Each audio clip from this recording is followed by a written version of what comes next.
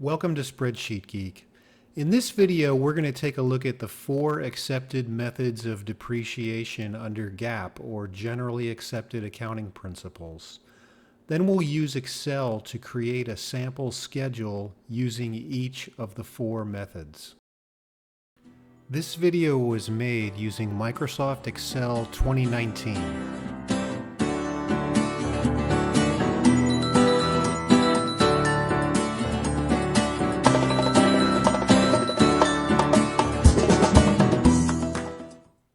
Before we get started, I just want to make it clear that we're talking about fixed asset depreciation under the accounting umbrella, not under the tax umbrella.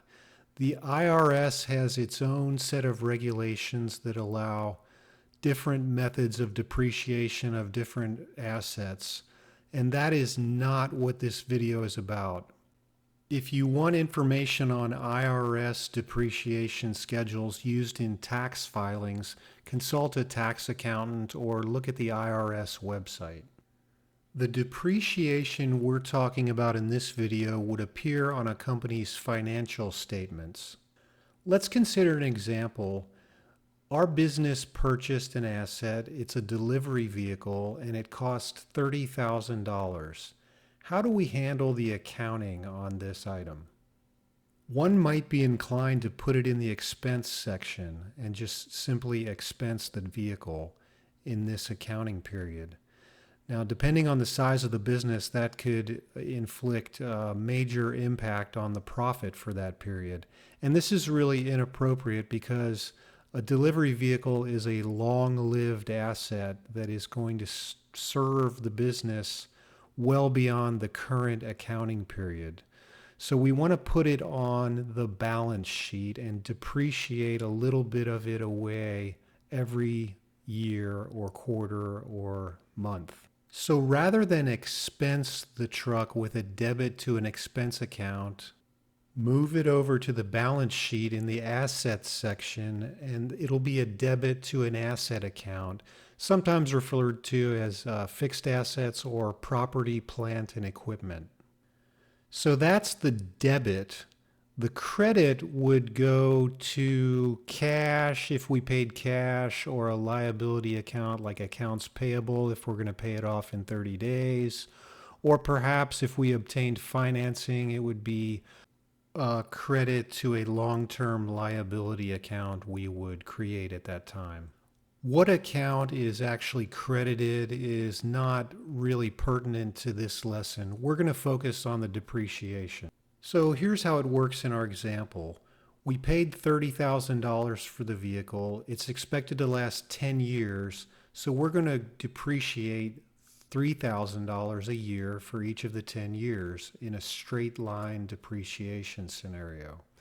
Our depreciation expense is going to appear on the income statement in the expense section for at some point during the year. And we're going to hit a credit on the balance sheet to offset that in an account called accumulated depreciation, which is a contra account. So the net or book value of the truck at the end of the first year will be $27,000. The truck's cost will continue to appear on the balance sheet at $30,000 for the whole 10 years, but the accumulated depreciation account will slowly increase to fully offset that $30,000, resulting in a book value eventually of $0. One thing I didn't mention in this example was any residual or salvage value, but we'll just say we plan to give it away at the end of the 10 years. That's basically how the accounting works with fixed asset depreciation, but there are 4 methods to choose from. And generally accepted accounting principles require that you choose a method which best reflects the long-term pattern of consumption of that asset's life. All 4 of the GAAP methods are systematic and rational. Let's talk straight line depreciation first. This is the simplest and most widely used method of depreciation on company financial statements.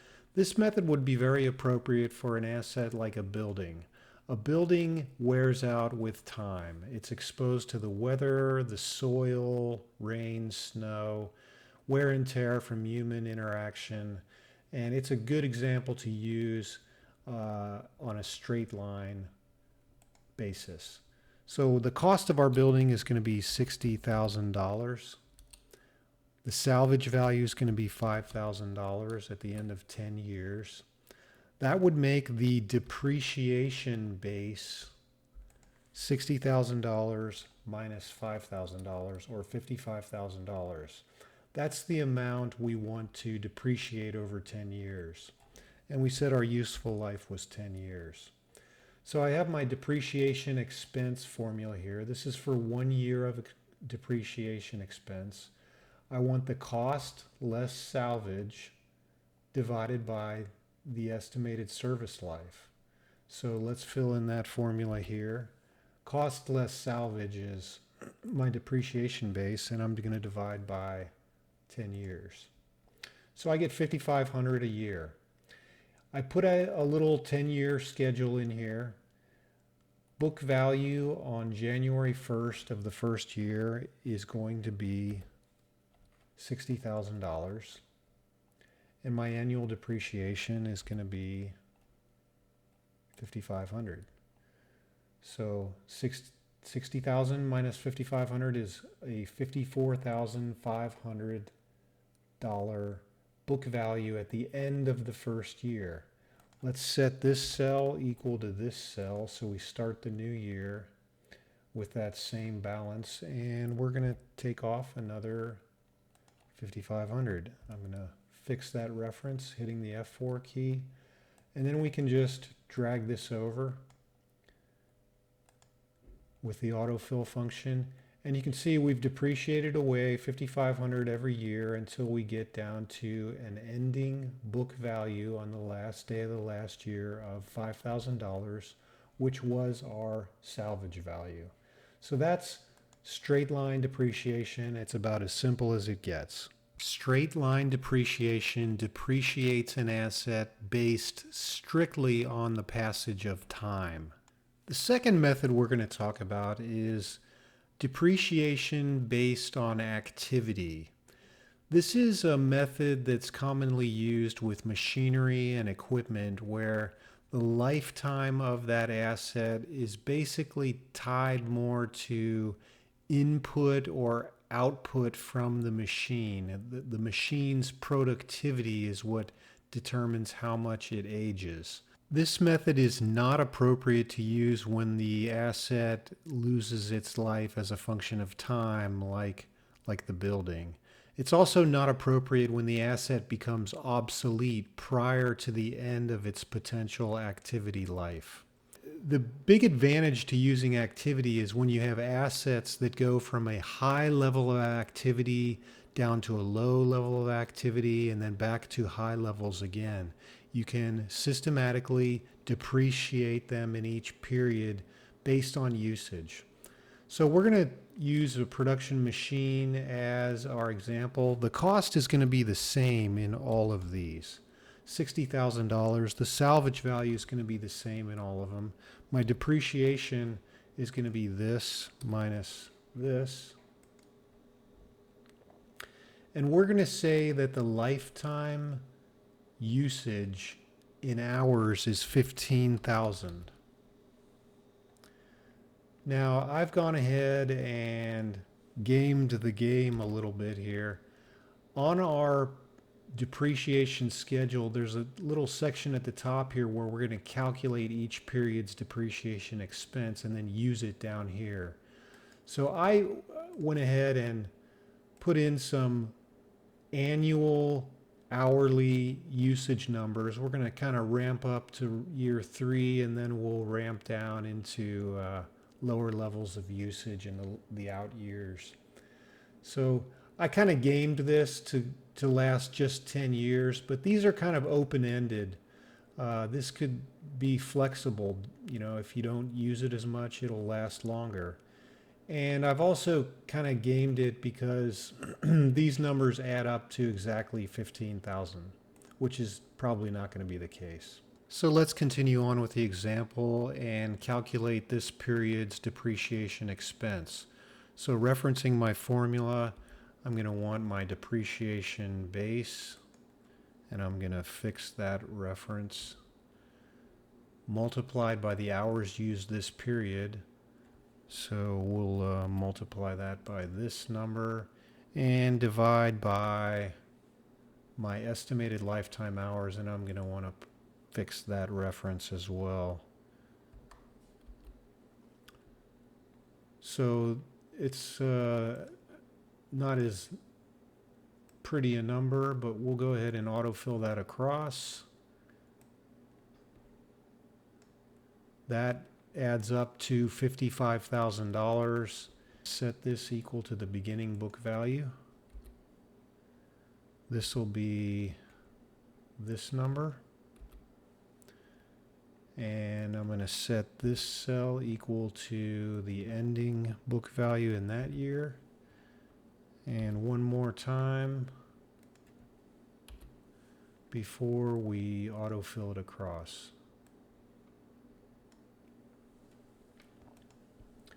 So based on these different levels of activity, we will take different levels of depreciation and write our asset down to $5,000 at the end of year 10, which is exactly what we wanted for our salvage value.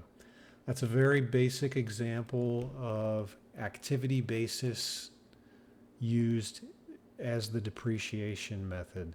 And the artificiality is that these add up to exactly 15,000 hours, and the usage period ends at exactly 10 years. So like I said, it's an open-ended scenario, and it's probably not going to work out so clean in real life.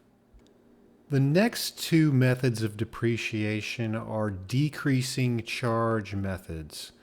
These are accelerated depreciation methods. The first one is called the sum of the years digits method. What these two methods do, these last two, is shift more of the depreciation into the early years and less into the later years. Now, the justification normally is that you want to shift depreciation into the early years because your repair and maintenance cost will be higher in the out years, and that will offset the reduced depreciation in those years.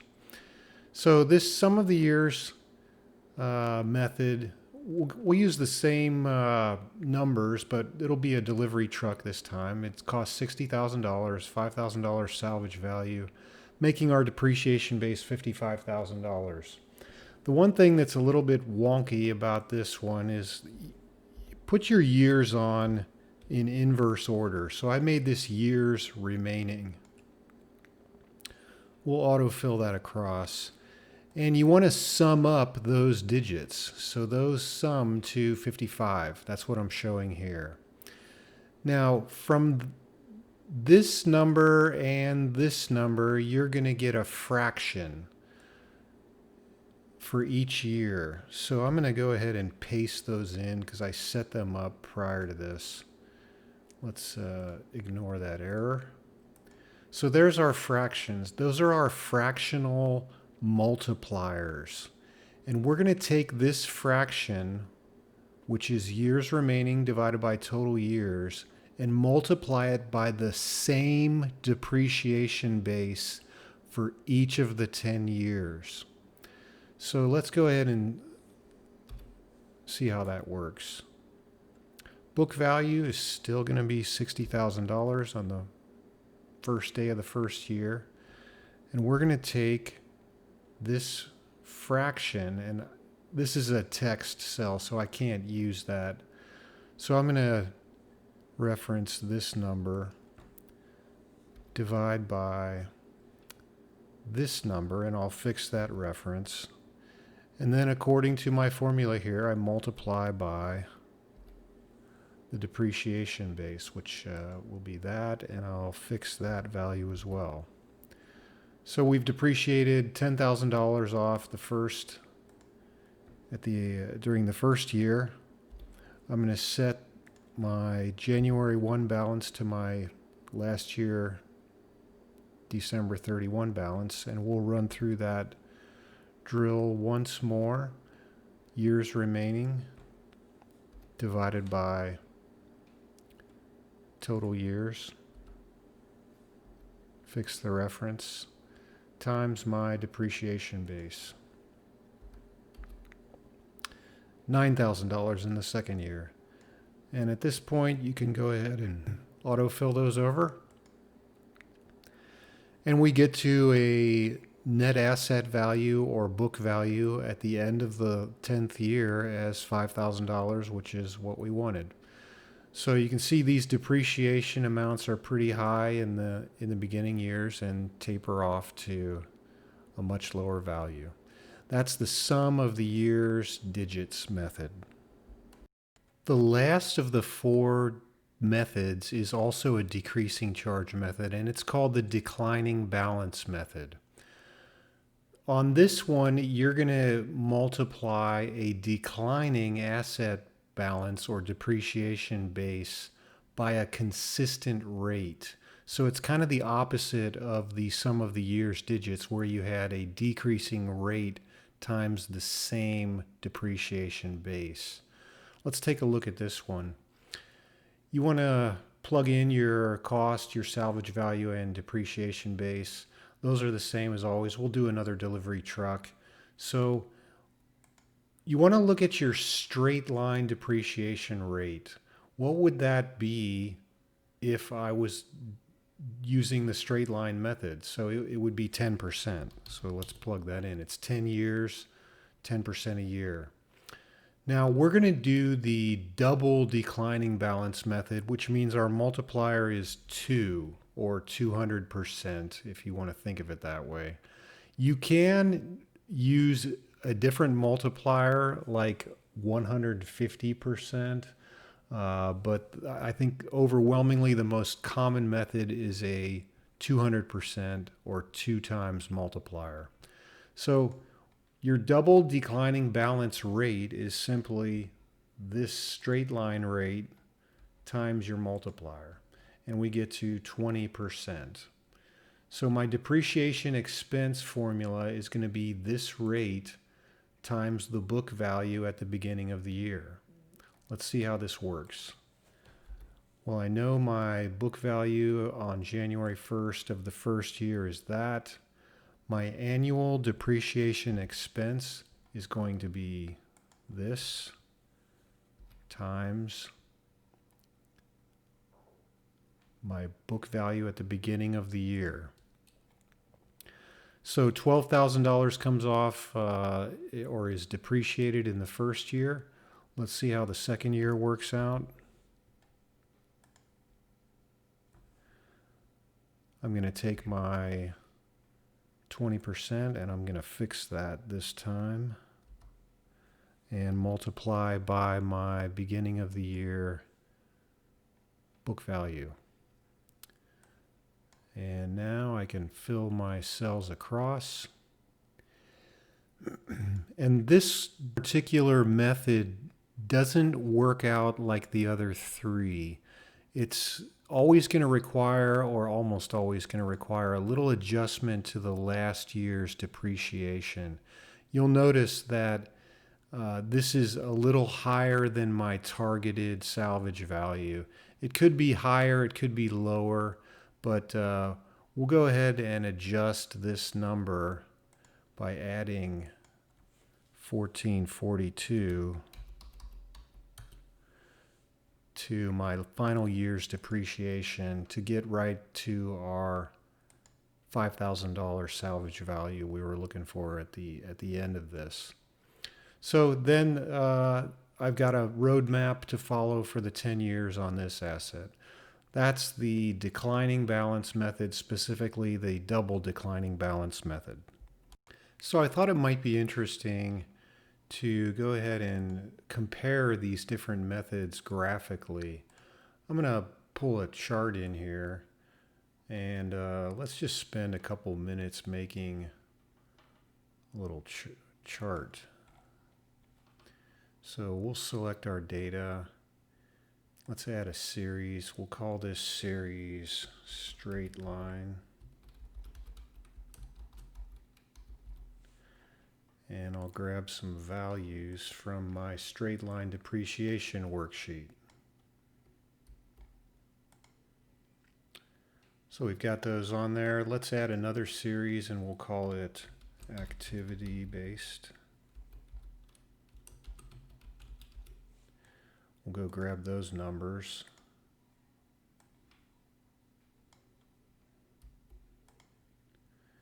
You can see those filling in. They're not as level. Let's take the sum of the years. We'll grab those numbers.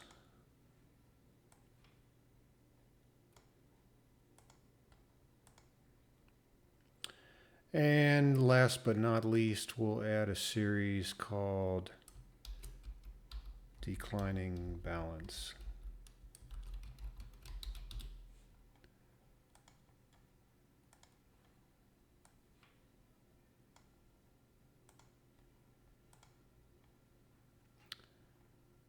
Okay, and I'm going to throw a little legend on here. There's legend. So there you've got a pretty nice comparison of the amount of depreciation taken with each of these 4 methods over the 10 years. So in year 1, with the blue bars, straight line is straight line. That's why they call it straight line. And the activity based is, kind of going up for a while and then coming down. And the other two, the declining balance methods, taper off, but they're kind of similar there. And you can see the adjustment in the final year on the double declining balance that requires adjustment. If you've enjoyed the content of this video, please hit my subscribe button, and thank you for viewing Spreadsheet Geek.